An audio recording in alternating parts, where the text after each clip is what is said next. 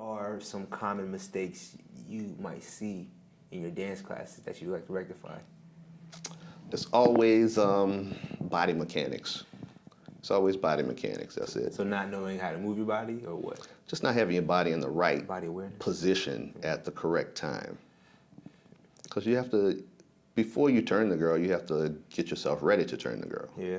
Or your partner, I should say. Yeah.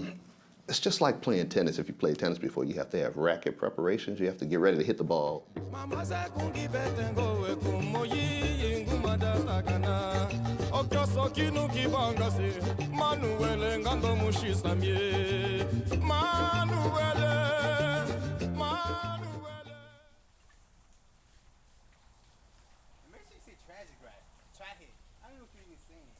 Maybe you should learn how to listen. You should learn how to speak English.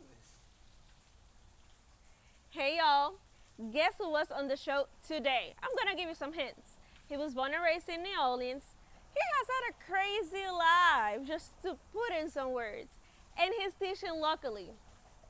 Tumbusui Ogden, yes, he was on the show.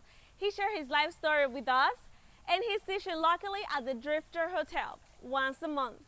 This is a really awesome episode, especially I think it's gonna be inspiring for anyone out there that might be going through some dark times. There is hope, and you can get through this. This is gonna be an awesome episode. Check it out. You ready? I'm totally ready. Hey. Yeah, all right. All right. So hey everyone, welcome to today's episode of 2 Podcast. I'm your host Terrence Greer, joined by my co-host Ms. Francesca Pena. Hey y'all. And on today's episode, we have on the wonderful and the incredible Mr. Tumbusui Ogden. That's me. Hey, so if I'm not mistaken, you are a salsa performer, instructor, as well as dancer. Well, I don't perform anymore, but before I was paralyzed, I used to perform, but I just really teach. Okay. Basically, that's about it now. Mm-hmm. Now, so yeah, you were born in New Orleans, born and raised? That's right. That's right. Okay, man. How you doing today, man? I'm doing all right. Okay. Except for this nasty weather. Everything is all right. It's like very, it's a little delay. Mm-hmm. A little bit. So I guess you kind of already brought it up, man. You mind we speak on, I guess, what paralyzed you, man? Oh, no, that's not a problem. I talk about this all the time, actually. Okay.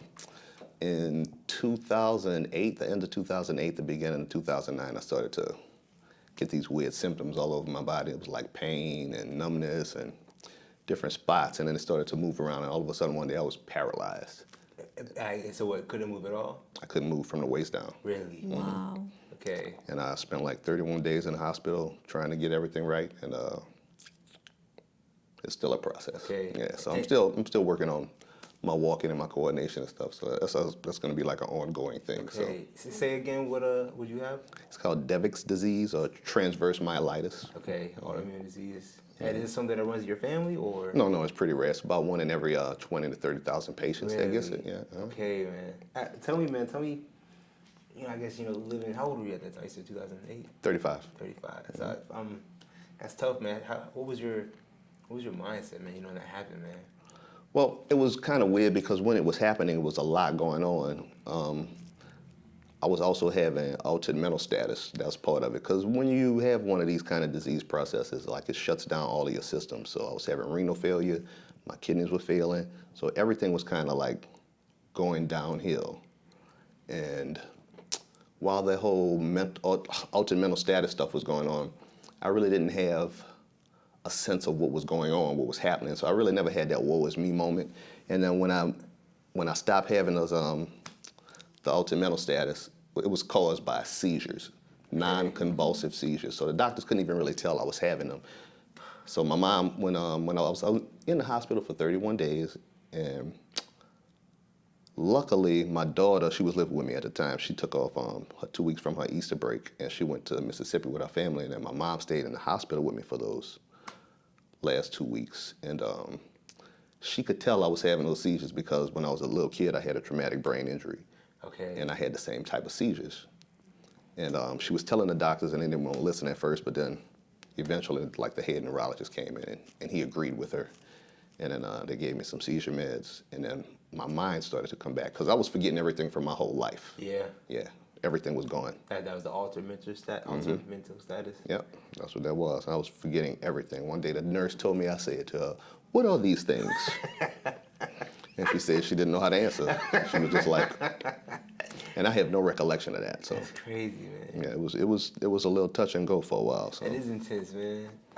So yeah, how was your daughter at that time? she was in the 4th grade. Okay. She was pretty young. So yeah, you wanted to kind of get away from that. Is that what it was? No, it was just that it was just hard having a 4th grader and taking her to school and doing all that stuff, and then getting sick and having to live in the hospital for a month. Okay, yeah, man. That's intense, man. So it was just kind of lucky that she had that 2-week break at that time. So that's really what kind of saved me, I think. I understand, man. So you're in the hospital and everything, man. And, they tell you have this autoimmune disease, man. Is there any, I guess, cure for it, or is it just something you have to live with for the rest of your life? For right now, yeah. Okay. I just have to make sure that I stay on top of it. I have to always go to my neurologist and my primary care physician and just make sure I go to the doctor all the time and stay on top of it. Okay. I understand, man. I have to stay medicated, because if not, it's really painful. Really? Like it's like a 10 out of 10 pain if it's not medicated. Wow. If you say 10 out of 10, meaning what, just your whole body or what, man? Oh yeah, it's my whole body, and I can't sleep. The pain is so intense. Yeah. That's intense. I just roll around in the bed writhing in pain, so that's not fun. How long, going from being a fully healthy person to this, man, I guess, like, how has that changed you, I guess, kind of? I mean, I really didn't trip, because I have a couple of friends that's in much worse situations than I am. I had a friend that was worked on a cargo ship, and 70,000 pounds of cargo broke loose one day while he was unloading the boat and fell on him and severed his spine. So he's not moving at all. Well, he can, from the waist up, he can move, but that's it. And I have another buddy who's been in a coma for 15 years. He was shot. So I never really had this, woe is me kind of moment, because, it's always somebody worse. Okay. Wow. That's Wow, intense, that's like you said, somebody always has it worse. Yeah. But it's always amazing to hear those kind of stories. Like, like you're aware of it and you don't let that stop you. Right. Mm-hmm. Wow. I cannot imagine going through that. I don't want to. No, don't. Of course Don't not. go through it. Yeah. It's not fun. I think that's a great outlook, though, man. I guess, like, someone always has it worse, maybe. Which is kind of unfortunate, but I definitely understand that. Yeah. But just like being in the reality of it is really it's easier to see it. Okay. Like when you're living through something like that, you don't really think about it. You just have to, do what you have to do every day. Right. So, unless you're like really like stuck in a dark place, but I never really had that with my illness. So Okay. I just have to make Good. sure I Dark get up places every aren't day good. and make sure I work out, Yeah. do all my physical therapy exercises, and constantly go to physical therapy. And dance is always a huge part of it too. So Of course. my doctors always want me to dance as Stay much as active possible. then, right? Yeah. I bet it does. All that coordination that goes on with dancing, all that thinking. Jesus. I mean, the only thing that really makes my illness worse is stress. So Okay. I try to live a stress-free life, Hey, man. just relax as much as possible. Sure enough.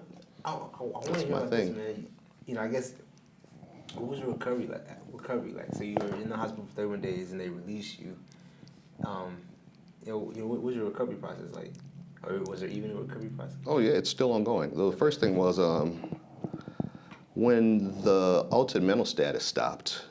I was on tons of medicine in the hospital, all kind of drips, all kinds of shots, all kind of blood work every 8 hours. It was ridiculous, and I was getting these shots in my stomach that I really did not like. And those shots are for bed sores, for patients who are You wasn't bedridden. moving, right? Right. I was moving enough though, so I wasn't getting bed sores because Oh. I could move around in my bed and I could turn around and stuff. So it was really for patients that are a lot more debilitated than I was. And I said to the nurse, "What do I have to do for y'all to stop giving me this shot in my stomach every day?" She said, "You have to get out of that bed and start walking." I said, "Get that physical therapist in here right now." Sure enough. And that was it. Every day after that, I was out of bed after that, walking. It was very difficult. I started walking with a walker at first. Okay. And I had to learn how to navigate steps, all that kind of stuff. Just relearning how to walk again, huh? Yeah. Yep, I had to learn how to walk all over again. I'm still in that process, and that probably won't change for a while. My neurologist said that there might be a stem cell program or study that I could be a part of in Okay. about maybe 5 years. Okay. So we'll see what happens after that. But until then, I just have to stay on top of it with medication. Okay. So, No, I'm just wow. yeah. Have you been able to dance since then, or? Oh yeah, I dance all the time. That's awesome. All right, man. Okay. Yeah, Yes, he does. I been have the dancing chance as to much dance as with him. possible. Yeah. As much as possible, a few times a week if I can, Okay. because that still like helps with the strength in my leg. And it's really just the right side of my body that was affected. The left side wasn't really affected too much. So. Okay. But when it first happened, I couldn't feed myself with a plastic fork. Meaning you didn't have the strength, or what? Or just Didn't have the strength or the coordination. the coordination. Either. Wow. Couldn't hold it. It's too heavy. Yeah. That's crazy, man. You have come a long way. Oh yeah, that's what they tell me. Mm-hmm. That is definitely what they tell me. Because I started using a walker, and that lasted about a week, and then I transitioned to a cane. And so I left the hospital using a cane, and they said I was not supposed to walk or talk again. Okay. That's how bad it was. Because there was with this disease, there's a lesion that'll develop inside of your cervical spine. And most people get a small lesion that'll cover like maybe 2 or 3 vertebrae, but mine cover all 6. So they were super scared. So hold on real quick. Lesion, is that like open sore or not? What is a lesion? It's just a growth Okay. Okay. And so you had all 6 of your vertebrae. in my cervical spine, yep. Okay. So my MRI was looking quite abnormal. So, Yeah. and now it looks a little bit more normal. And Just so- a little bit. Am I not mistaken? You drove yourself here today, or what? Yeah, I drive here. Okay. Is your car altered in any way? You just okay. I just have to drive with my left foot. Okay. It's called the left foot accelerator that you have Oh, to they use. reversed it for you. Okay. All right. I never heard of that, man. That's a little device that they put in there, but Sure enough. Okay. yeah. So changing the subject a little bit. I'm excited to have you here today. I mean, I'll always see you around. But people in the dance community here in New Orleans speak highly of you. Oh, do they? That's nice. Yes. So, like, we talk a little bit off camera. Rumor has it that you helped build the salsa community here. A little bit.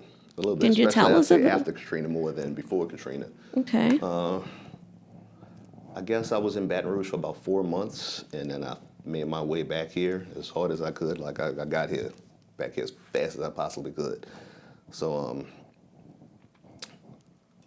I started with my classes back again, my aerobics classes, and I was probably, I think, the first teacher in Louisiana to actually teach Zumba, or one of the first ones. Okay. And I started working at Loyola and Tulane and UNO again first, and I was teaching just salsa aerobics and indoor cycling. And then I started to get my salsa classes back online. And I had a night at this place called La Fair. It's in the Loft Hotel. It's Okay, yeah. 523 Gravia Street. It's Gravia Social Club or something now. Anyway, I had a night there for like 8 years. Wow. And after Katrina, it was the only salsa night in Orleans Parish. And so I was trying to, make sure that people were coming back. Yeah. And so What is salsa aerobics? it's just aerobics classes based on salsa movements. Okay. Sure enough. Is that linear salsa? Maybe I'm a little too ignorant, but All the styles. I mix all of them in my classes. I don't really like to get locked into those rules from the styles. So especially when you're doing aerobics, you just want to just make sure you get the movements in. Okay. okay, because I was just thinking, how am I gonna do aerobics? Is someone going like, I'm thinking latest styling it 1, 2, 3, like back and forth. I've never seen salsa aerobics. Well, if you go to Zumba, you would see it because salsa is part of Zumba, and they do some of those movements in Zumba It's classes. kind of like a fusion, right? Zumba. Zumba is a fusion. They have Yeah, all the Latin everything, right? dances, all of the Exactly. Latin dances. Shay Thomas does it as well. I don't know if you know. Yeah. That's So does, awesome. Tina Singh. Yeah. They both for Zumba instructors, Yeah. like certified. Salsa aerobics. I wanna real quick. I wanna get into all that, man. But I kind of want to start at the beginning, man. So you told me you were born and raised in New Orleans, right? Yep. I'm very curious. What was your childhood like, man?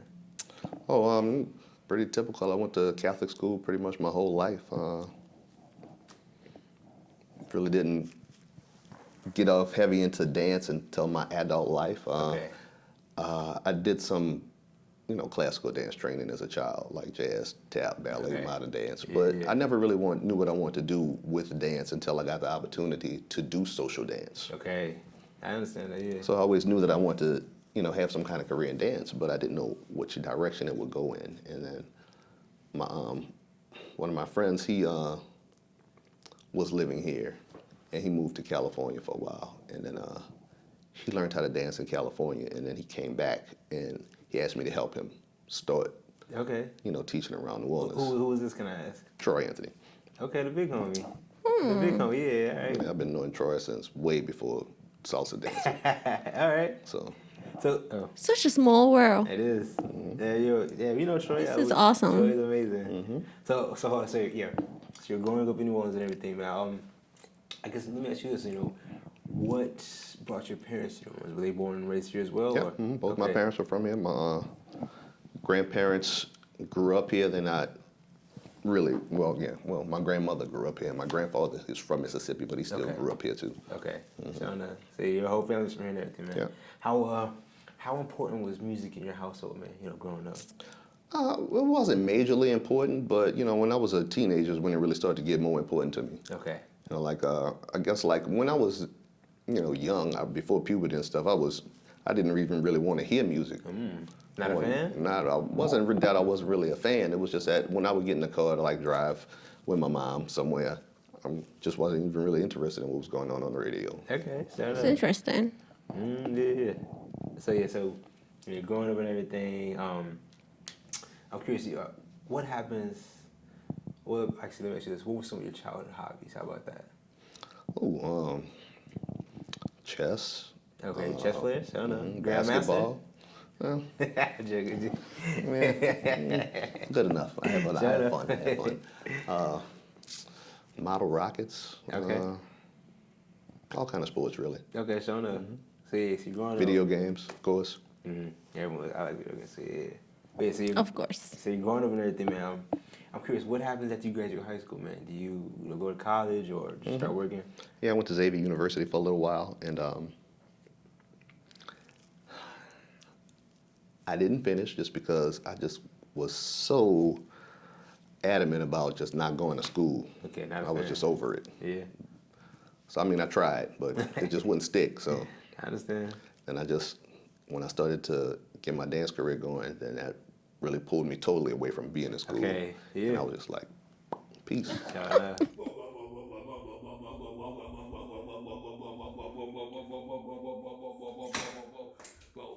Hey, if you could leave a like and subscribe, that would be amazing for the channel. Let's get back to the video. Peace. And so was that from Troy? How you got into dancing? Into salsa. Into salsa? I was already into dancing before. Okay. Right. Social It's dancing. like With the jazz. So how did you get introduced to salsa dance or to the salsa music in the salsa world? Well, when Troy came back to New Orleans from California, he just was so adamant about getting me to help him. Then he just started showing me all kind of videos and movies and just everything. So, and I told him that I was on board. When he asked me, I said, I'm going to do it. And then we just started doing it. He just started teaching me, and then it just took off from after there. that. And that was around 2000. And I guess in about 2001, I was teaching my own classes. Okay. So. I want to hear, man. Tell me about your beginner stage in salsa, man. What was that like? Oh man, it was fun. I picked it up pretty quick just because I had already, like I said, had a bunch of formal dance trainers, so I knew how to move my body in space. So that part of it was easy. But just to making the connection with a partner and getting the moves to flow together was just the goal that I had. And then so after I kind of got that part down, then I started traveling for dance.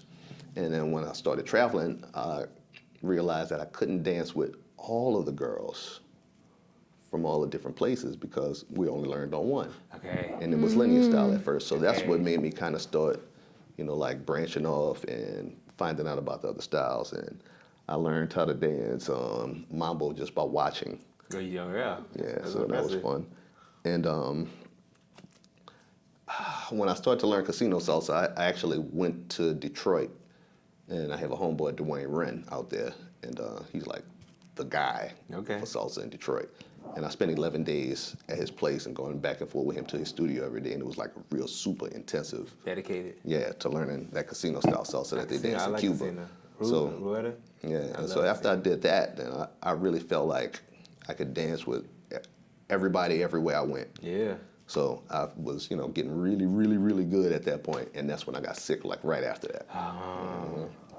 Okay.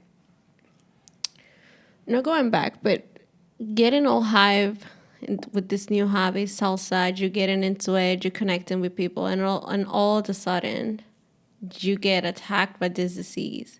It is incredible that you don't go in a dark place. How, when you first started learning salsa, and you, at that time, do you know what you were doing for the community? No, didn't even Not think a- about it. Not at all. Did not think about it, not even a little bit. Okay. When you look now back, are you glad of what you did? Yeah, totally. There was this podcast I listened to one day. It was called Louisiana, Cuba, and Haiti, the Fertile Crescent, and it talked about the musics of those three places and how they influence each other. And after I listened to that podcast, it really made me change the direction that I was going in dance. So like I stopped doing all that dance sport, and I really just focused on teaching, and especially teaching in Orleans Parish specifically, you know, because I'm from New Orleans. Right. And after that, I just made sure that I dedicated my teaching endeavors just to that, just to educating the people of New Orleans when it comes to dance, especially Okay. social dance. Tell me about you learning how to teach, man, because I know that's a skill in and of itself, right? Well, Troy was pretty good at it, and I just picked up a lot of cues from him. But then after I started teaching on my own, I figured out that I was pretty good at it real Okay. quick. 'Cause, Okay, that's awesome. like I started to have a lot of people coming back, so I was like, I guess I know what I'm doing Hey. because I'm getting these people to come back a lot. Okay. Let me ask you, when you started those salsa classes at the Left Hotel right after Katrina, I started before Katrina, actually. before Katrina. So after Katrina, how did you get people to go to those classes? How could you, because Louisiana was devastated. How were you able to start getting the community together? Well, New Orleans was really devastated, and I was not just teaching in New Orleans, but I was teaching in Jefferson Parish too, and they're right next to each other, so Okay. that makes it pretty easy. And once I started doing all of my aerobics classes, that's really where I started to pull my students from. I was Okay. like, I'm also teaching how to dance with a partner if you want to learn that. And, Yeah, okay. And lots of people were definitely interested in that, so that made it pretty easy. Yeah. Okay, nice. Have you taught anything else besides salsa? Uh-huh. What else? Oh man, I do a bunch of dances, so it's a lot. I do like almost 30 dances. Yeah? That's a lot, man. So what are your top three like then? Let's say Well, I like all the different kinds of salsa. I love dancing, but Okay. bachata is probably my favorite dance. Oh, yeah? Kizomba Okay. is fun, Hey. but I'm just getting into it. Okay. And I really like to dance hustle. Oh, yeah? Yeah. You in the right city for it then, right? Hey. I have a bunch of hustle dances here. 70s music is fun. Yeah. Hustle has all the best music too, so that's why I really like to dance Okay. hustle. And I dance a little bit of swing. Before, I was paralyzed, I used to dance a lot of samba too, so Okay. I just kind of chilled out on that. That's Wow. too much Is movement. that Brazilian song? Yeah. Okay, right, yeah. There's a bunch of different kinds too. Okay. And cha-cha-cha, of course. Yeah, you a well-versed man, dude. There's a bunch of them. Hey. I want to, let me ask you this real quick, man. I guess maybe for someone, for Louisiana followers, who may be beginner to salsa, could you give me maybe some hints and tips on how to maybe improve your leading and how to also improve your following? Oh, yeah, of course. For me, I think leading is about three things: consistency, control, and confidence. Okay.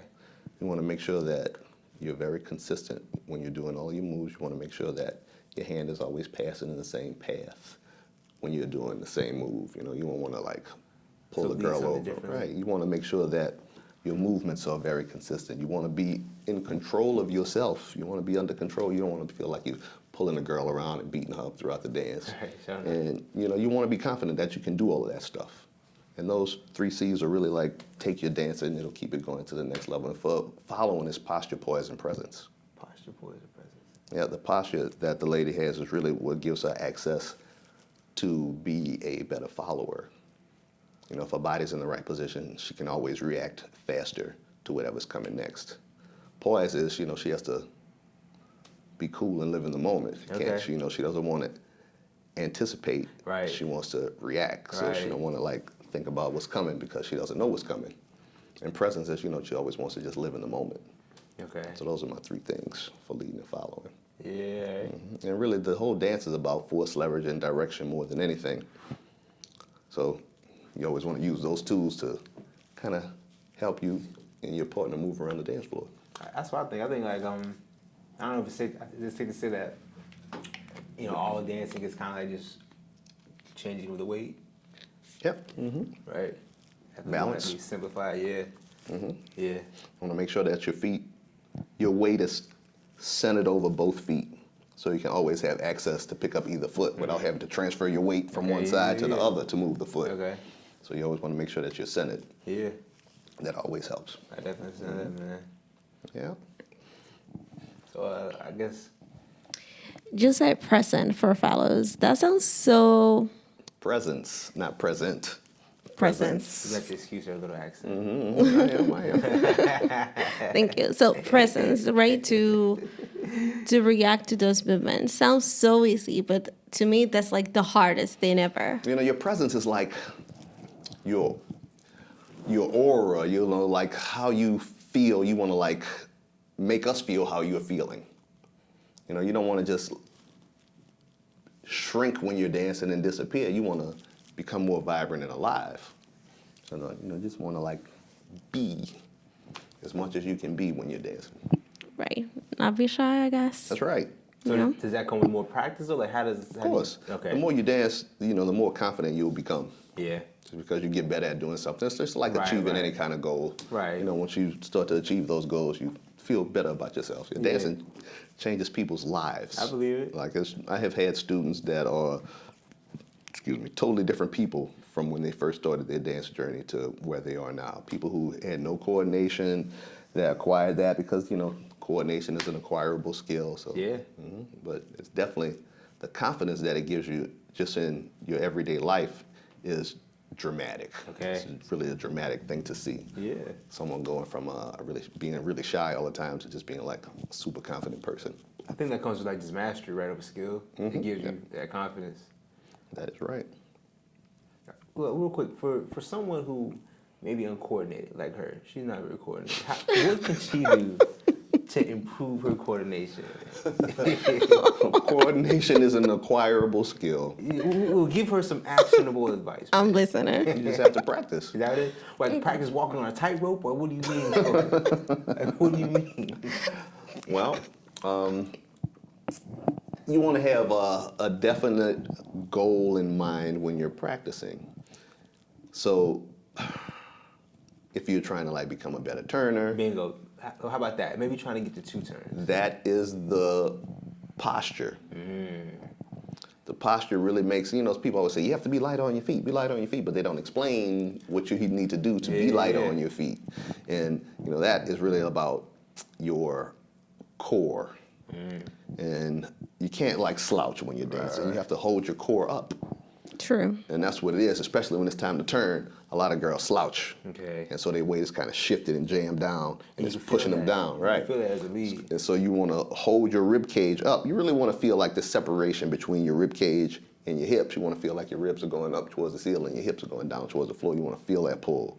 And you want to maintain that when you're turning. You don't want to like suck your stomach in, but you just want to hold yourself up. That's what it is. It's the posture. I get you. Yeah. No, I definitely understand that. Practice. I'm gonna practice. Hey, sound down. So, And there's a bunch of turning drills too that'll. of course, I know Help you get spotting is a through big those. one, right? I'm not really heavy into spotting just because And why not? Yeah. when I'm dancing with a partner, if I'm turning her a bunch of times, I'm also moving. So if she's spotting and I'm moving, she's spotting a moving target, and that's not really Okay. what spotting is for. I That's learned that really from- interesting because I always heard spot, and I'm bad at spotting. Yes. Oh my god. So I'm not heavy into it at So all. what do you teach then? Is it just posture? You said teach. It's just posture. It's just Okay. posture and drilling the reacting? turns and Okay. the posture and the turn drills and Okay. actually doing the dances. Okay. Yeah, actually just getting those dances done. That's what it is. Okay, so I don't understand that, man. Yeah. And so, well, go ahead. What you gonna? No, go ahead. I want you to kind of go on the leader, man, because I'm a lead, man. I'm always trying to get better, man. So, I guess how does one What were the 3 C's you said again? I know control, consistency, Confidence and confidence. consistency. Yeah, those 3. So go more into control then, maybe. Control is like just you. You have to be in control of yourself. Okay. That's what it is. You don't want your partner to feel like Unsafe or? exactly. Okay. You don't want her to feel unsafe. You don't want her to feel like the dance is rough or forced. And especially in social dancing, you know you did the thing right when it feels like you didn't do anything. Okay. Yeah, okay, I understand that. Yeah. And that's what you want to really make sure you want to get to. You don't want to really feel like you're forcing yourself into any move. You know, you don't want to use muscle. You want to use force, leverage, and direction more than anything. Instead of trying to like muscle someone through a move. Is that how injuries happen sometimes on the dance floor? All the time. That's how injuries happen all the time. So I feel like it's, and I know it's wrong, but I feel like it's so much easier to use muscle sometimes, man. How do you change your brain? Practice. Practice. So no. Just like anything. Just like, you know, like a kid learning how to play basketball, they have to do all those drills. Okay. Like going in between the cones and dribbling drills and shooting drills. And it's the same thing with your dancing. You have to focus on the fundamental part of it. And once you really get the fundamentals down, you can really kind of learn almost anything after that. Okay, yeah. What's your opinion on joining a performance team? How do you feel about that? Those are fun. Okay. Those are nice. Yeah, a good way to I've been on level one. up. Yeah, I've been on one before. Okay. But just once. Just once. Just once. Something you would never do again, or can't do again? Well, I can't do it, but even if I could, I wouldn't do it again. And why not? I gotta ask. It's just a lot to deal with. It's a lot to coordinate. Logistically, it's always. Were you leading it or just a part of it? I was just a part of it. Okay. But it's still always, it's everybody's egos. Yeah. You have to deal with a lot of stuff. You have to be a psychologist. You have to be a taxi driver. You have to, Sure enough. provide the space for everybody to show up to. You know, you have to do a lot when you're leading something like that. And I wouldn't want to get into it again. Okay. It's just a lot. I was just ask because I think I improved the most when I was on that performance scene. Oh yeah, they definitely help. Oh yeah. They definitely help times a week. because you have to practice. Yeah. You have to practice. And I had a couple of dance partners because we performed and we competed. So having a dance partner is not as difficult as having a dance team, just because it's just y'all two y'all have to worry about. Yeah. Yeah, you know each other. You can rely on each other versus a group of people. So you perform. How was that to get ready for a performance? And the reason what I'm asking is because I would love to perform, but I get really nervous. Do you ever get nervous getting on stage? No. Not at all. Just like that. Just like that, and I guess that comes from when I was a kid. I was an altar boy, and I was always on stage since I was really little. So everybody looking at you doing something. You used to the spotlight then. Yeah, that kind of like, I guess that really prepared me for it. Right. And I'd always do something stupid. If I'm getting ready to perform and I can tell like somebody's nervous before the performance, I'll crack like a really terrible joke. Okay. And You think that helped? that'll lighten the mood, and then we'll go and do a nice performance after that. Any? Oh, I've seen it help. I've seen it help so many times. Yeah, I bet. Let's see. It makes you feel light. I'm curious. after a laugh. Maybe for someone who isn't like you though, is there any actionable advice you could give to being nervous before something? Meditation. You just really have to meditate, and daily if you want to like overcome those kind of fears. That's the only thing that'll really do it. Just because doing it, you'll just have that same feeling over and over. Like you'll get on stage and you'll get nervous right before, and then you'll just start to get used to that feeling.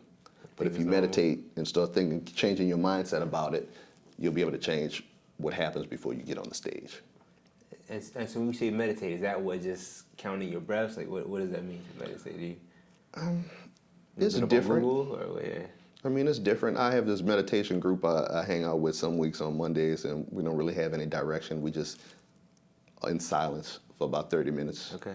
And then I think that really is pretty much the only thing that really I really do now. So it's just that. Just meditate? Okay. I want to kind of jump gears, man. I'm very curious to hear how How did Katrina affect your family, man? Oh man, we were everywhere. The only person that came back was really me and my mom were the only two that came back from my mother's family. Okay. And my mom's sister, she lives out here too. But that was about it. Everybody else is. Yeah, did y'all evacuate ahead of time, or did y'all try and ride it out? No, we evacuated ahead of cool. time. Okay. I went to Dallas for about 2 weeks, and then I was in Baton Rouge, Okay. and then I came back. How bad was, I guess, the damages? It was horrible. Yeah. Everything in my house was destroyed. Okay. Almost everything. Okay. Yeah, mud all over everything. It was horrific. Yeah. Where were you at then? Where you staying at? When I first came back, I was in Baton Rouge. The first time I came back to see the house and start working on the house. Yeah, where was that house at? Oh, in Orleans Parish, in the 8th Ward, right off Elysian Fields in Galvez. Okay. Right in that neighborhood. Okay. So that whole neighborhood got hit hard then? Oh yeah. Okay, man. And so, yeah, well, you were just at the, I guess, yeah, what was that with credit prices? Like, you sold the house, you had to fix it up? No, the house is still there. My mom's in the house. Okay, nice. Yeah, so even the water damage, you were able to salvage it, I guess? No, we had to gut everything. Okay, all right, The house had to be totally redone. Okay. Total renovation. Yeah. Yeah. That's intense, man. Yeah. Mm-hmm. Ah, man. I don't ever want to go through a natural disaster. That is intense. Ooh, no, you don't. They were trying to hype up Hurricane Barry like it was about to be the next Katrina or something, man. It just rained, kind of sprinkled here, bro. I was like... Yeah, I was like, no, they're just trying to make y'all scared. So Okay. I go to the store and buy a bunch of stuff. Hey, I went to Walmart, man. It was sold out, man. It was kind of crazy. And I was at home watching it on TV, like, Okay. We were packing. Yeah. We gotta go. So I want to say, you just said, Katrina was terrible for you, unfortunately. And so you come back, you start teaching and everything. I guess that's, then you get sick. And so I guess you're from that point on, you're kind of just recovering and everything to where you are today, right? Anything changes between then? oh yeah, definitely. My daughter died Okay. I'm so 2 sorry. years ago, so that was the hugest change for me. So how old was she, man? 17, she was about 2 weeks away from her 18th birthday. Okay, that's, can I ask what happened, or you speak on it? Yeah, she committed suicide. Okay. She was I'm living so in Kansas sorry. with her mom. That's heavy, man. Yeah, that was about the thing that made me go to a dark place. That was it. So none of that other stuff, nothing that happened to me really. Katrina didn't bother me, my illness didn't bother me, but when my daughter died, that really affected me. So that changed me a little bit, but That is, man. That's very tough to have to bury your child, man. That's intense. yeah. I don't. Can I ask about it? Do you know what happened? Like, did she have a reason why? Not that we found, no. Okay. We didn't get a note or anything. It was really just a dramatic, sudden thing. Okay, man. Yeah, and I was depressed for a long time after course. that. I had to go to psychologists and stuff, so. Man, that's tough, man. Oh, yeah. That is. I'm out of words. Yeah. I guess what keeps you going then, man? Can I ask? Teaching dance, really. Yeah. That was the only thing that really made me kind of like start to come back. Because even when I was sick and I couldn't dance, I would still like to go out and see people dance. But after my daughter died, I kind of like, I didn't have that for a while. on, man. It was gone. Yeah. But then I was out one time and just kind of hanging out. Somebody asked me to help them with their dancing, and I noticed that when I did that, my attitude improved immediately. Okay. And so I just went on with that. I found I was like, oh, that's it. I have to do that. I have to get back to doing that again, I see. So Is that why you're a dietitian now still? Mm-hmm. That is awesome. You have a teaching class tomorrow I do. I'm teaching tomorrow night at 6 o'clock at the Drifter Hotel. Hey. next to the pool under the stars. The social will be by the pool, but the lesson is going to be inside in the lobby. Okay. In the lobby. Yeah. Nice. With a nice floor and the air conditioning because it's going to be hot tomorrow. I believe it. It gets hot out down here. Yeah, Oh my God. we get hot. We Tambusai, definitely get hot. I gotta ask you, man. For maybe you've had like a crazy story, man. Seriously, man. You've been life has thrown you a crazy hand, man. Yeah. For somebody else, man, who might be like going through some tough times, man. Anything you could tell them, man? Because not many people might have you, not even be as a terrible situation as you, man. I don't know, just get up every day and just try and keep going. 'Cause, you know, I have a friend that she's depressed, and it's kind of hard for her to do stuff. And she's been like that for quite a while, like a lot longer than I was depressed. And I just try to like make sure that she does something every day. And that just really helps, you know, because when you're depressed, you don't really feel like doing anything. You just don't want to do anything. You're not motivated to get up and eat, to brush your teeth, nothing. You just want to just be there. So just like do something, really. Can you, I guess I don't know, I guess I'm blessed enough to never have been in that state of like depression. Can you describe, I guess, that feeling of what it's like to be depressed, man? It's just despair. Yeah. Mm-hmm. It's really just despair. Like nothing's working right, everything is against you, everybody's out to get you. That's pretty much how you feel. Mm-hmm. Nothing is going your way. Woe is me all the time. Yeah. Yeah, man. Mm-hmm. How were you fortunate enough to have a circle of friends maybe to go to, or? Oh yeah, I have a really good support system. That's awesome, man. Yeah. Really, really good support system. Family, friends, and both. Okay. A good mixture of family and friends. Yeah, my buddies always come and hang out, make sure I'm not sulking or anything. So that was always good for me. Yeah, I understand, man. That's very fortunate, man. Yeah, because a lot of people don't have that. A lot of people don't have a good support system. Right. If you by yourself a lot, that'll really, take you to a dark place. So that's my whole thing about, make sure you get up and go out and do something if you possibly can. Yeah. I definitely understand that. That alone time, when you're alone and in that kind of state, that's when your mind really plays some bad tricks on you. Right, yeah. Yeah. I definitely understand that, man. Can I ask you this, man? I guess how are holidays for you, man? I never really, I guess in the last 10 years or so, I've kind of been over the holidays. I've kind of just been like, ugh. And I've always really felt like holidays are really like for children. Okay. They're not really. I understand that, yeah. It's not the same like as an adult, right? Right. And the people that I love and that love me, like I want to show them that all the time. So right, okay. The holiday doesn't really make or break anything for me because like all throughout the year I'm doing. They don't take that one day for you to show appreciation. Mm-hmm. I definitely understand that, man. Yeah, but Christmas and birthdays, that's good for little kids. But adults, y'all can. That's how it is. Like, I appreciate it, but like, if I really want something, I'll just buy it myself. Exactly. My birthday is coming. Please get me. Yeah. No. Changing subjects a little bit. You also founded Gumbo Salsa. Mm-hmm. That's the name of my dance company. Okay. How do you put that together? What was it like to be the director, the founder of a dance team? Aggravating. Aggravating. I didn't really have a team, but I had students that competed. And when it's time for a contest, like I have to get everybody ready. Yeah. And I still have to perform with my dance partner, and that's a lot. So I had tons of choreography to remember for all of my different students. Plus I had to do the choreography for myself and my dance partner. And like everybody is always acting like it's just them that needs help. Nobody else is having anything to do. So it's a lot of people pulling me in a lot of different directions. So I don't want to do it again. Yeah. But I have like a small apprenticeship program right now, and I have a couple of girls in it. Teacher training or just? Yeah, teacher training. Okay. And Shay has been in it, Tina's been in it, Allison Conway, she's been in it. Okay. Mm-hmm.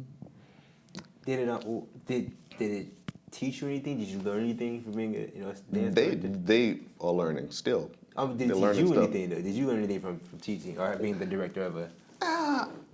It taught me that I don't want to have another company again. That's what it taught me. But I always want to help people, so I'm always going to continue to do that. But I'm definitely not going to bite off more than I can chew now. And especially with my illness, like fatigue is part of it. So with the fatigue hits me, like I'm shut down. Like I can't do anything. I'll be in bed for 15 hours.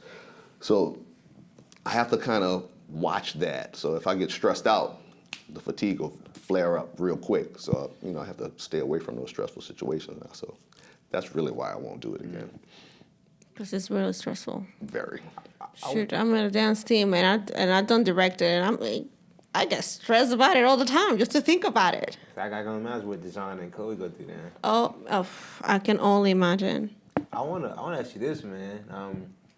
Seeing as kind of like, you know, your life seems kind of dependent on being stress-free, man. You know, what advice could you give maybe me or Francesca or anyone else, man, how to live a stress-free life, man? I don't know. It's kind of difficult because people have to work. Okay. And I don't do that anymore since, you know, my disability now. So that's what really helps me, just because, you know, I don't have to get up and go to work every day. That helps. Really, really helps. So is it don't quit your job, don't get a job? Is that how to stress I wouldn't suggest that because it'll be a new stress. If you quit, it'll be a different kind of stress. So I understand. Yeah, so it's difficult. You know, you just have to find something that you love to do and kind of dedicate some time to that. Okay. Yeah. That'll help. Speak on you know, I guess being helpful, you know, helping people. How everything that's happened to you, you know, how has it changed your outlook on life?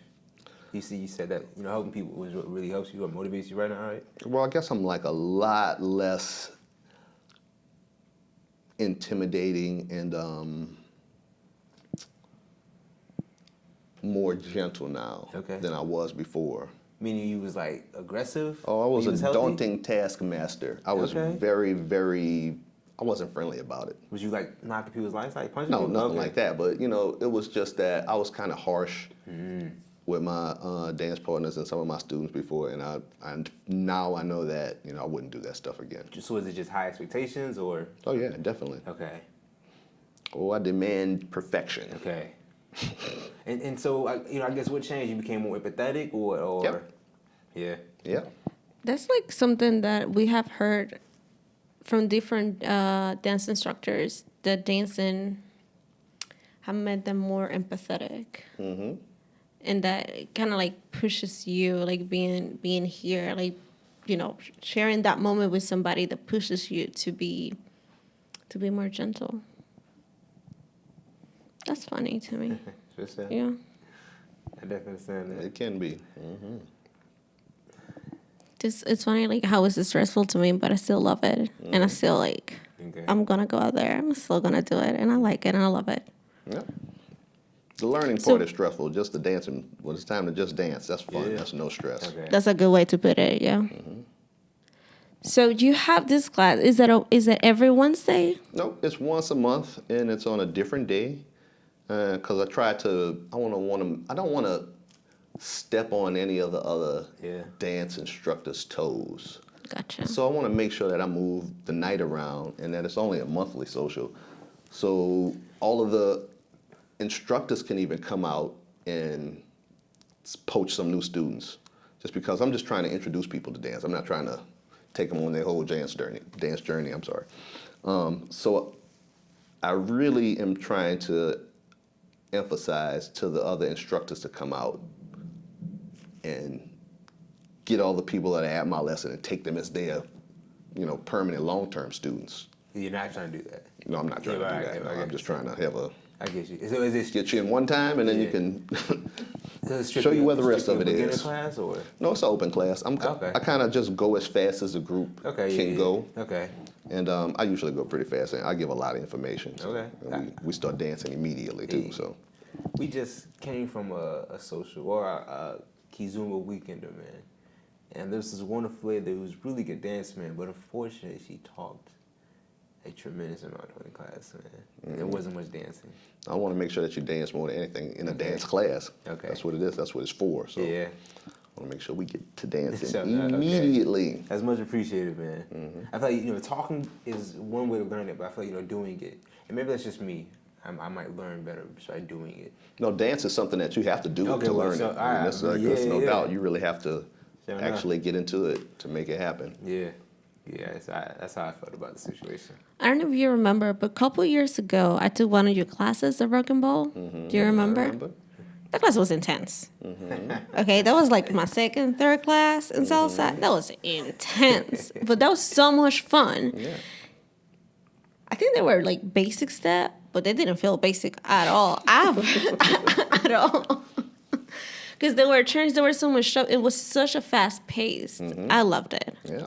I So loved try to it. make sure I present a lot of information just so you can get to dancing as much as possible. Okay.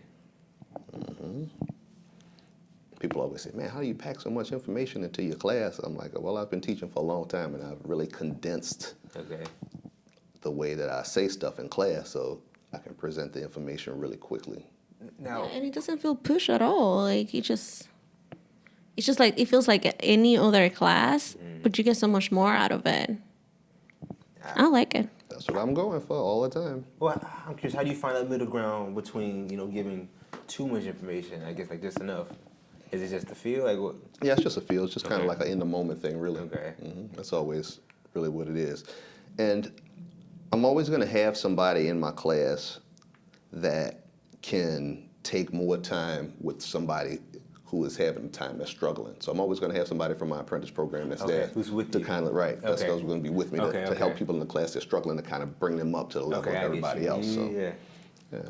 I definitely understand that. I got a pretty good system going. I've been doing it for about 20 years now, so Yeah. I'm getting on it.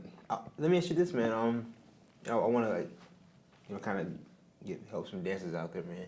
What are some common mistakes you might see in your dance classes that you like to rectify? It's always body mechanics. It's always body mechanics, that's it. So not knowing how to move your body, or what? Just not having your body in the right Body awareness. position at the correct time. Because you have to, before you turn the girl, you have to get yourself ready to turn the girl. Yeah. Or your partner, I should say. Yeah.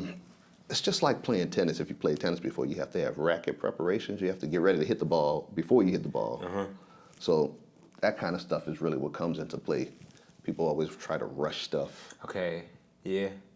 And I always tell people that your partner will have a much better time with you just doing 3 or 4 moves that you're really good at over and over again than trying a bunch of new crap that you're not really ready to do yet. So that you don't have mastery of yet. So I think that leads to your 3 C's as well. If you're not good at it, you probably don't have that confidence. You don't have that control of it. And with the consistency, you're going to be leading it differently, trying That's different right. ways. So yeah, I definitely understand that, man. Let me ask you this, man. I guess you kind of said it, how would you feel, I guess, man, how would you feel, but is it okay to, I guess, do those 3 moves and just do basics? Is that okay? yeah. Okay, so Oh no. yeah, definitely. Because from a lead's perspective, I feel like that dance might be boring for the follower. It might be, she would rather do a boring dance and be on beat than do something that's exciting and the guy is yanking her around and not on beat. Okay. She'd definitely much rather be on beat the whole song than to I not agree. be. Okay. Yeah, because then we get tense up because anything can happen. Like he might be going so crazy that he might pull my shoulder. Okay. Like I'm not. Like listen, if you're not connected to the music and you're not feeling me, we're not gonna get too far. This is gonna be the longest 3 minutes ever. We can be doing basic. Basics are fun, Okay. right? You put that little flavor Yeah, in you there. just have to like Yeah. find something to fill up those spaces, like those face loops, and when you put your hand over her head or over your head, all that stuff. Fair So enough. Yeah. I understand that. it's always a bunch of little filler moves to make it look like you're doing more than you're actually Okay. doing. Fair enough. So yeah, okay. So just giving permission to stay at your level, not trying to go above it, maybe. Yeah, you always want to dance with your partner, not at them. Okay. Sure enough. Sure enough. That's a good one. Yeah, I've seen that a lot. I've seen people get on the dance floor and the first thing they do is start turning the girl. I'm like, well, why don't you just, dance with her for a little bit first Yeah. and see if you can see how she moves before you start spinning her around. She might not be ready for that yet. You don't know. But I see guys do that all the time.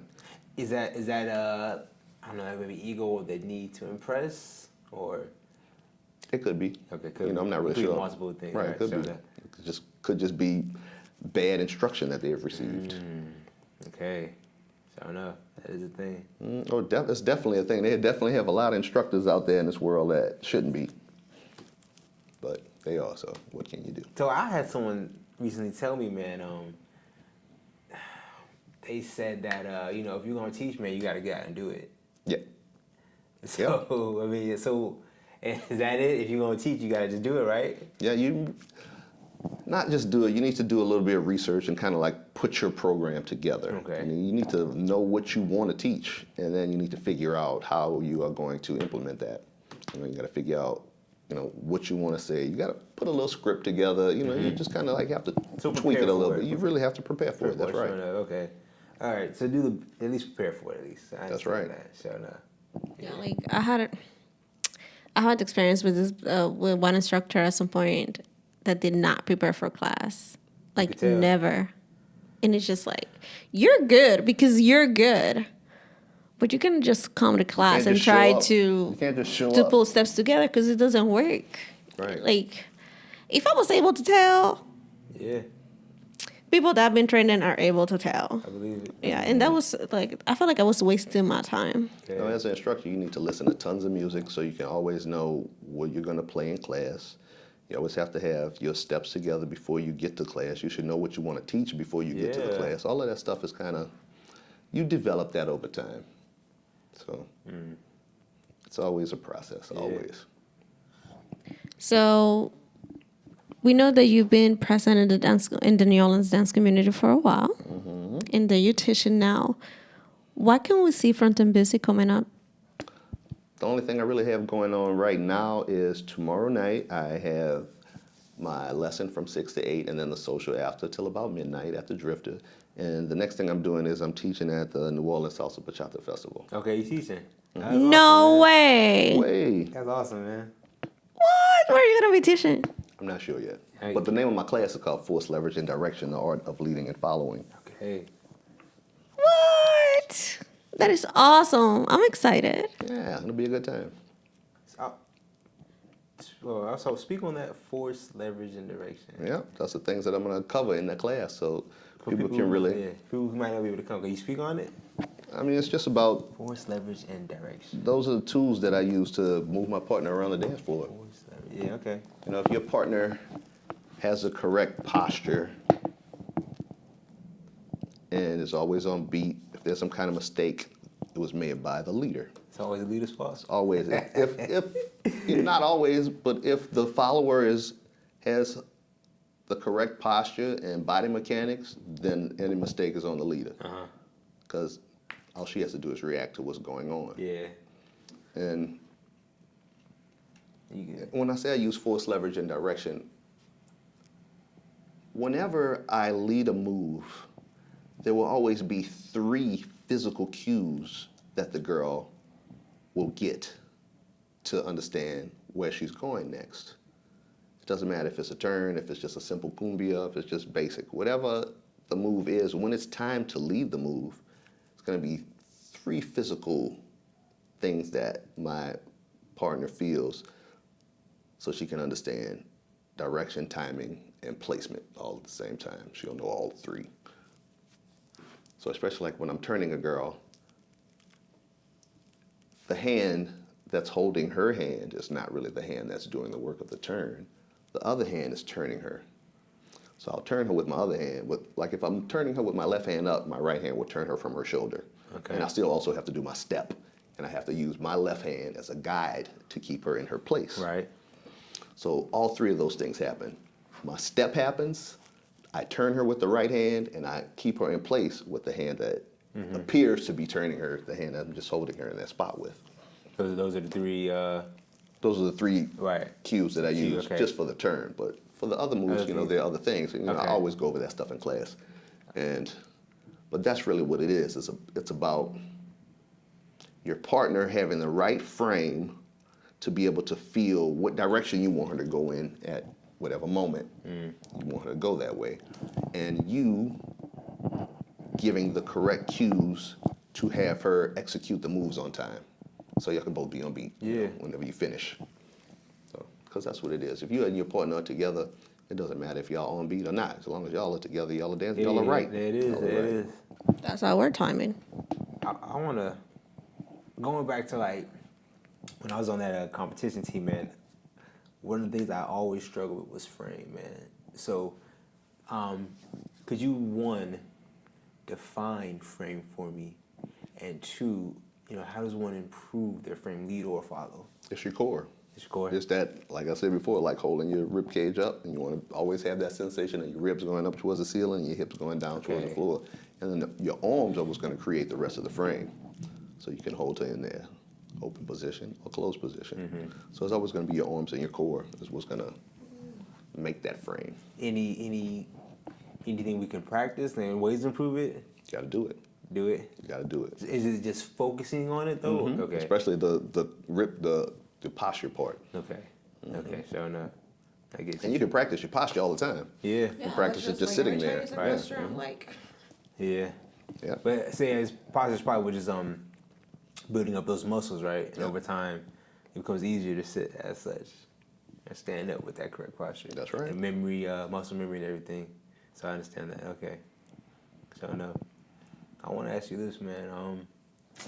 For beginners out there who feel like they're stuck in a beginner's rut and they're not getting better, what advice could you give them? Go to a dance event. Go to a congress of some kind, a salsa congress or a weekend salsa festival somewhere.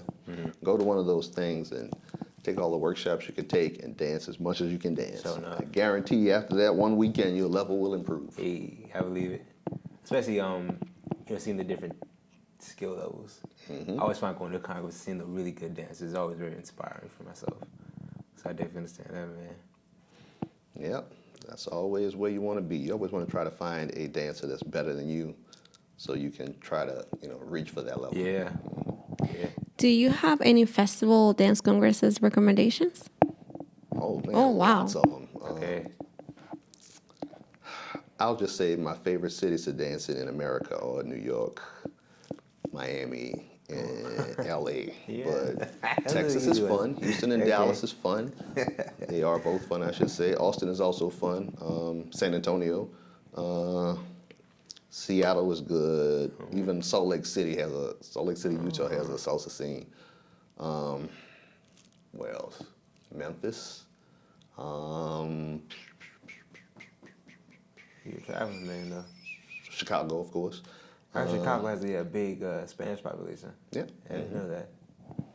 I just recently found out about that. All those places. Okay. Go to Puerto Rico too if you can. Let me ask you just a quick, man. For someone who is an intermediate and they want to get to that advanced level, what does it take for them to get there? A lot of work, a lot of practice, Practice. Just practice. That's it. Okay. So yeah, That's what it is. You want to get to the next level, you really just have to put the work in. Okay. With anything, pretty much. It's not just dance. I've heard practice so many times during this interview. Like, I'm just about to go home and just get in front of the mirror and practice Sounds like it. until my feet bleed. All the girls that I have trained, they are so sick of me when it comes to that. Okay. Just drilling and practicing. Yeah. I believe it. Yeah. But yeah. they're probably better, I right? think y'all And had thankful. Julie Banks on here. She was my first course. dance partner. That was Yeah. my first professional dance partner for about 3 years. Oh. And I think we competed in our first dance contest professionally was in 2003, and we came in third place. So that Okay. was fun. After that, it was just like, it's on now. We're just going to keep going. Okay. The first one, and you guys won third place. That's awesome, man. That's impressive. Maybe I got Bianca mixed up with Julie. Maybe I might have done that. It's possible. Yeah, maybe I did. But I've worked Okay. with both of them. Okay. Okay, sure enough, yeah. Well, I will say Julie is a wonderful follower. Yeah. Julie's really good. Yeah. Julie is really good. Oh, yeah. Julie is one of the best followers on the planet Earth. I Okay, dance with shout a out. lot of girls, and she can Julie's follow legit. really well. Yeah, she's legit. Yeah. So yeah. I feel like we're so fortunate, even though the dance community, the dance scene in New Orleans is very small. We have Very small. people like you, like I was saying, in the community for a very long time. Thanks. And I'm new to this, right? So to me, to be able to, the way that I see you guys are like legend. They're here. To me, yes, because it's, people, to know where you're going, you gotta know your history, right? And you guys are still here. So the fact that you guys can talk about what happened then, the things that you use, the techniques that you use, the things that you have learned, the places that you have traveled, it helps us do better things. And those are things That's that what you we're like. supposed to do. We're supposed to leave this place better for the next Okay. people coming behind us. So Sure enough, yeah. That is awesome to me. Like, it's just something like I never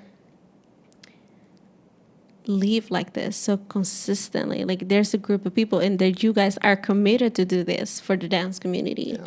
Like, you could have been doing a whole bunch of other things, but you are here doing something that you love, that we love as well. Thank you. you're welcome. I have fun too, so that Okay. helps. That makes it easy. Yeah. It makes it really easy. You enjoy what you do, of course. Yeah. I want to ask you a few rapid questions, and you got to answer them in 5 seconds or less. Okay. You can step in if you want to. 100%. Yeah? Yeah. Okay. Oof, they're not that bad. If you had the opportunity to meet somebody dead or alive, who would it be? Barack Obama. Sure enough. I want to know why. Why? I mean, he's a great person. I would like to get some of that knowledge from him. Gotcha. What defines success for you? What defines what? Success. Success. Sure. Being happy and yeah, that's it. Sure enough. Simple as that. Such a simple man. What would you like the New Orleans scene to be like 5 years, 10 years from now? In 10 years, I would hope that we would have a big event that children could compete in and adults and a big dance convention weekend. Is that, All in one thing. is that what you hope the New Orleans Chocolate Fest turns into? No, not necessarily. Okay. I think that can always, continue. Two separate things? Then? Yeah, as its Okay. own. Okay, sure enough. If you were stuck in an island for 5 days and you could only bring 3 things, what would they be? 3 things? Wow. Something to play some music on. Sure enough. Somebody to dance with. Hey, sure enough. And enough food. Okay. What are the worst gift that has ever been given to you? The worst gift wow, that's hard. You don't have to Wow. say any names. The worst gift I've ever been given.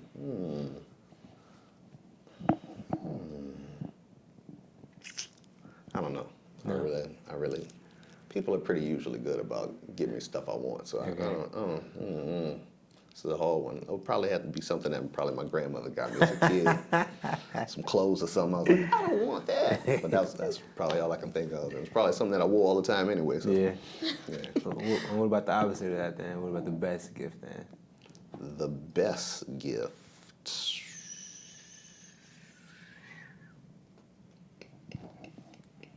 I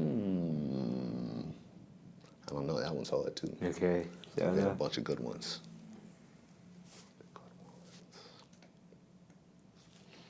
It's difficult. It's worse than the hard gift. Wow.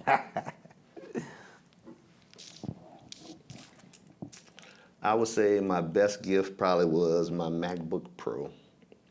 Okay.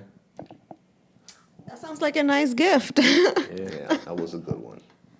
That was definitely a good one. What is the best advice that has been given to you? Just be happy. And the opposite of that, the worst piece of advice? The worst advice I've ever gotten.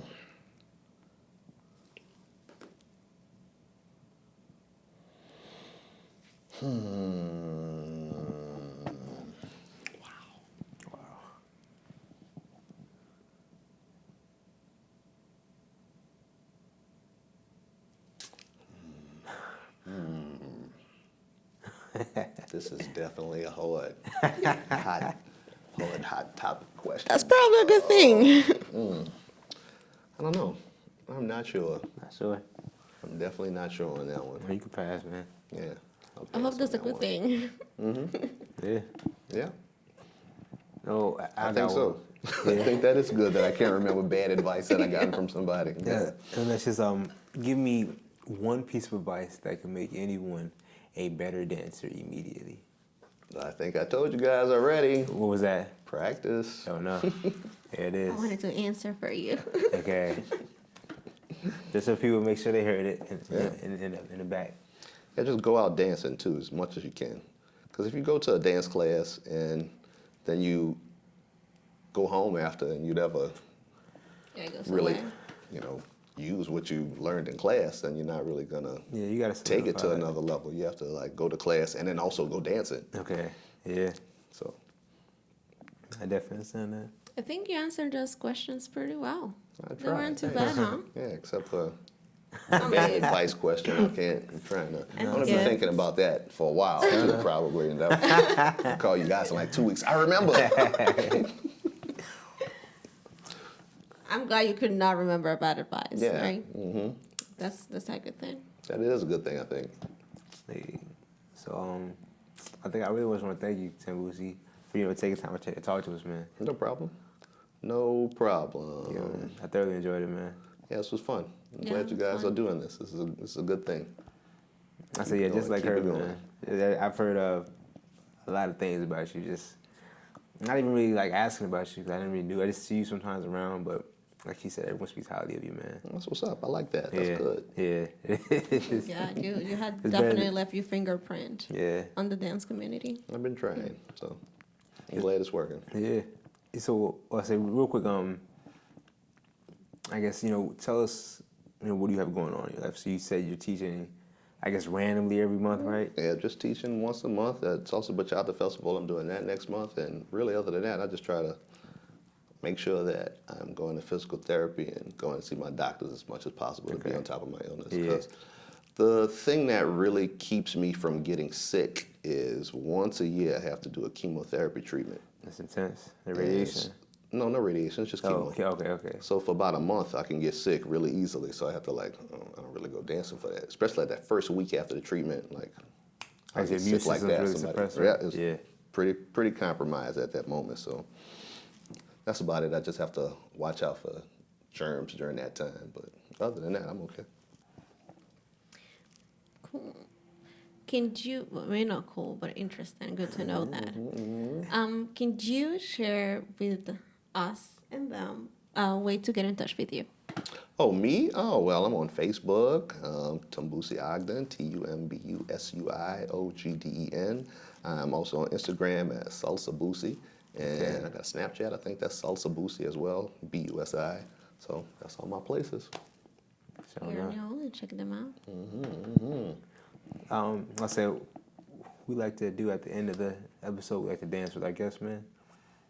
A dance? What? Yeah, that's something we could do. Would you be able to I that? don't know, it's a little carpety in here. And Okay. it's tiny. I said we can take these chairs out, man. All right, that's a pass. I'm going to save it It's okay. I'll see for you. tomorrow night. Hey, I'll Hope see you you guys tomorrow. come tomorrow night. I don't We see why will not, be bro. there. Yay. You guys going to Rock and Roll tonight?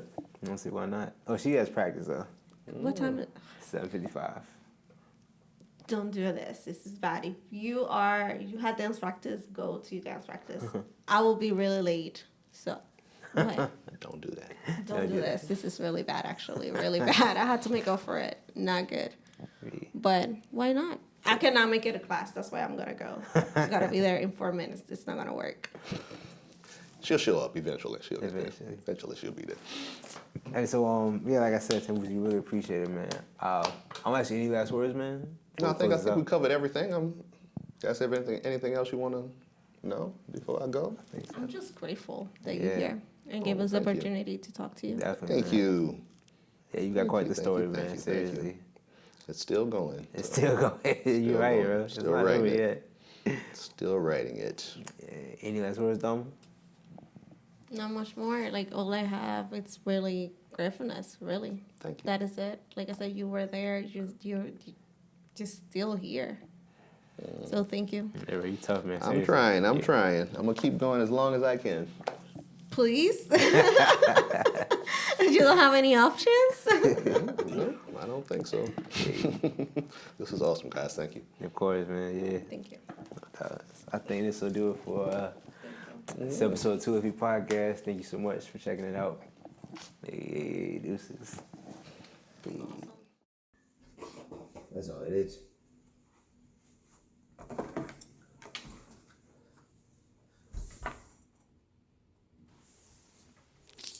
Hey everyone! If you made it this far to the end of the video, I want to thank you so much. My overall goal with making these interviews and these episodes is to give a voice to dancers. You know, to give them a platform to speak their story. So, if this is of value to anyone, then that means the world to me. My overall goal is to give value to the dance community. So, if you find no value in this, then I urge you to please let me know where I can improve on. I truly want to, just give value and content to the dance community. So please let me know how I can improve, where I'm messing up, because to be 100% honest with you, I'm learning along the way as I do this. I truly am. So to be able to interact with, the dance community, it means the world to me because it gives me feedback and it lets me know, what I'm doing right, where I can improve upon, what I'm doing wrong, which I feel like might maybe more important.